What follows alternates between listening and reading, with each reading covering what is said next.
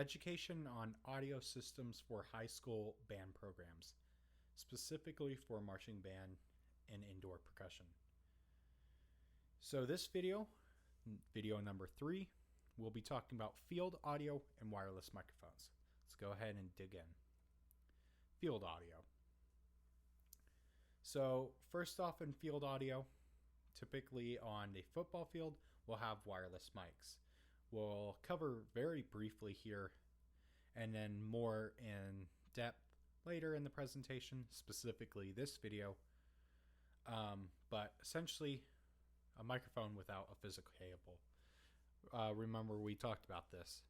Typically a transmitter and the receiver, typically used for solos to bring out more of a certain instrument and or make an instrument more mobile. Microphones for solos, duets, trios, etc. So essentially used to pick up exactly what I just said. Can be any type of microphone. Most common are usually condensers or dynamic microphones. Generally pointed at an instrument and is usually located close to an instrument as well. And this could be in the middle of a couple if you need to record a duet, or just have them all face this mic. The microphone should always fit the instrument. You should look at the frequency response, as we've stated before, of a mic and get that with the correct instrument. Moving on, field audio. Field microphones.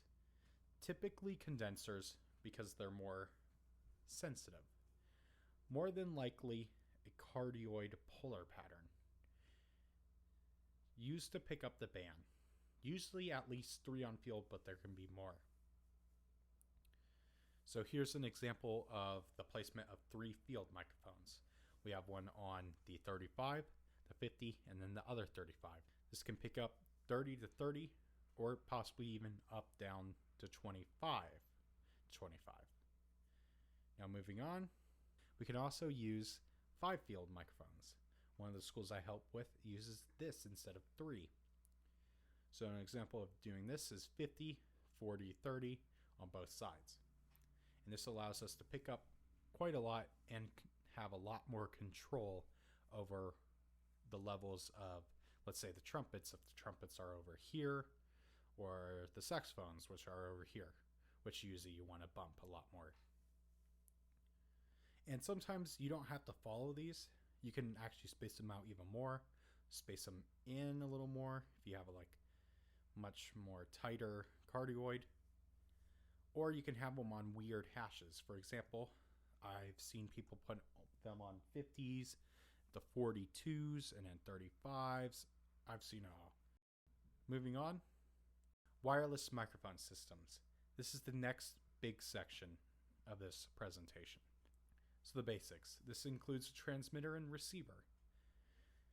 Some wireless microphones operate on preset channels, and some operate where you have to manually select the frequency. Most wireless systems operate in a 470 megahertz to 608 megahertz range. So that picture is an example of a Shure BLX4R receiver. Some wireless systems automatically find the best frequency to use and sync to. However, it will only benefit you to learn basic frequency coordination.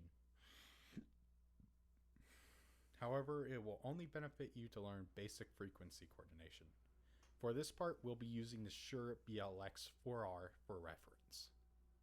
So starting with group. So group is a specific selection of frequencies to choose from. For the BLX4R, it is essentially, some groups are tailored to be more, have more frequency options or be easier to use. Channels essentially is specific frequency. So A4 is a specific frequency. A5 is a specific frequency that operates on a different frequency number than an A4, than channel A4.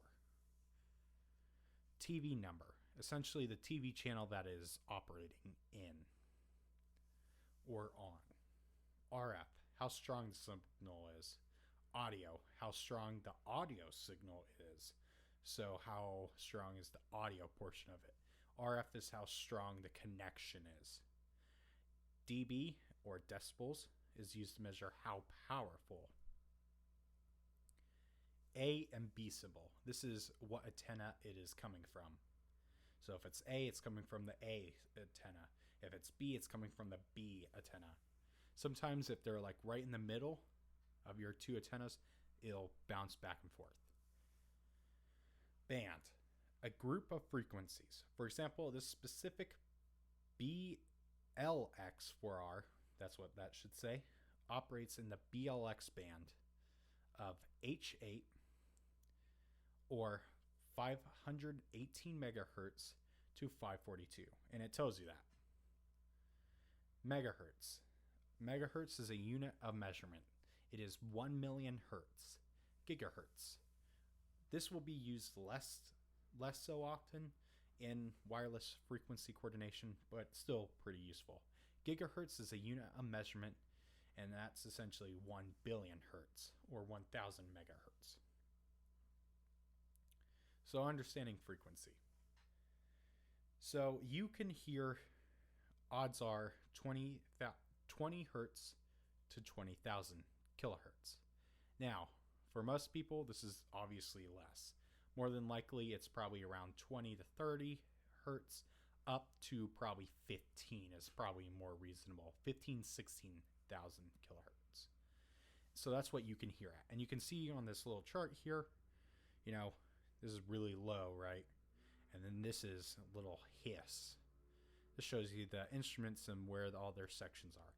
Now, on that same spectrum, there's actually, going past that, radio frequencies. So actually, sonar, for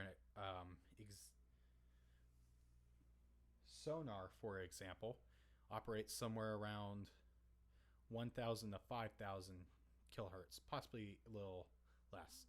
But it's a nice high ping sound that echoes through the ocean, goes back, and it uses essentially kind of like echolocation to locate objects.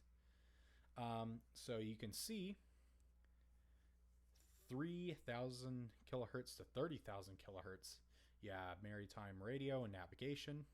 So this is, you would be able to hear up to 20,000. So right here, you would be able to hear. And then after this, you can't hear it, but it's really high pitched. A dog may be able to hear it, and a dolphin may be able to hear it, but not really much else besides a couple animals. So, and then you have even more radio and navigation, and we get really high up. This is really high up. So much higher up than what we can hear as humans.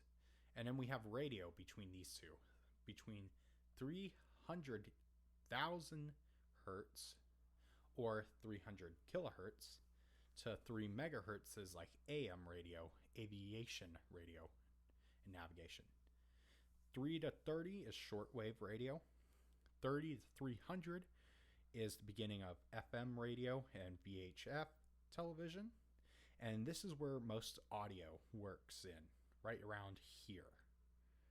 300 to 300 megahertz to 3 gigahertz. Now this is crazy high. This is 300 million hertz to 3 billion hertz. And this is where essentially phones, Wi-Fi, radio works, wireless systems. This is where we are at. This is also where television and all that is. Satellite, and then of course even more satellite. Moving on, this graph actually shows you all of that. So we start down really here. You can hear all this, then you can't. And then radio frequencies, still radio frequencies, but starting to get into Wi-Fi and satellite. And then soon we get really high up and it turns into visible light. So we can actually now see this. And then we can't see it again. Ultraviolet, and then X-ray, and then gamma ray. So that's an example.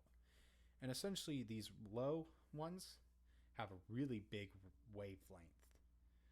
And then it just gets much smaller, much smaller, much smaller, so it's practically really small. So this part is the legal wireless microphone frequency ranges. So this is set by the United States FCC, or the Federal Communications Commission. So what you are seeing is a bunch of numbers.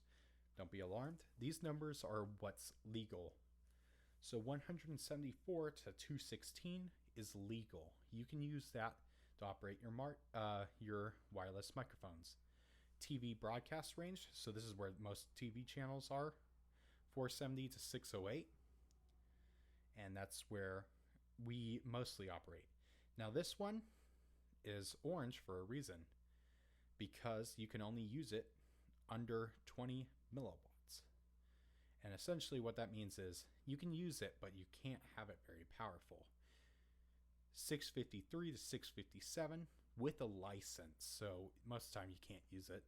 657 to 663, same exact scenario, and then you have all these ones up here. Now, the ones in between, 216 to 470, I would highly suggest not using. Or for example, 608 to 614, I wouldn't suggest using 610.5 megahertz, because the FCC is going to come knock on your door and give you a nice fine. So make sure you are checking your wireless systems, make sure that they're not outside the legal ranges. So now we're getting the frequency coordination. So I would suggest learning Shure Wireless Workbench 7. Fortunately, we do not have enough time in this series to cover this, because this is much longer. It is essentially free software, and you can get free training on their website. Essentially allows for you to input scan data into it and what mics you have, and choose where each mic should be based off your scan data. So this will help you pick the best frequencies for Lucas Oil Stadium, for example, or places with very high frequency usage. RF Explorer. So this is a very common one we use in the marching arts world. Essentially, it's got a little screen on it so you can see, but essentially scans the environment for present frequencies and can be used alone to figure out what the best frequency is. I would highly suggest these. These are mostly under $500 and really cheap compared to all the other ones, and they're pretty good at what they do. And then you can also import the scan data into Wireless Workbench. So here's an example frequency coordination for contest. This is one of the schools I work with. I had to input my own stuff. That's why you see some stuff in here. So the yellow, in this case, is TV channels, okay? Now this is not. I can put a mic here, and that's probably where I should. So if you notice, this TV channel has a lot of activity right here. So I probably wouldn't put it on TV channel 25, but TV channel 26 is not in use in this specific area. And it checks for about within a 50-mile radius if there's a station nearby. And if there's not, more than likely there's not going to be that much background interference. So you can see right here, this is probably a transmitter because it's spiking up. And we have spikes here. So this is obviously a very active channel. So you would probably stay away from this. But essentially, you would probably plant something around here. And then right here is a good place. So these are the ranges of a certain receiver and transmitter.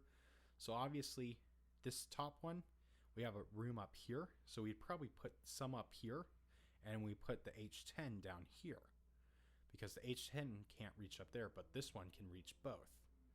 And then I would also calculate backup frequencies. So in the worst case worst, I can use backup frequencies. Learning this will take time, but is worth the investment. This training will let you make wireless much safer. That is the end of the video and presentation. Thank you. If you have any questions, please follow up at buellaudio@gmail.com. Thanks.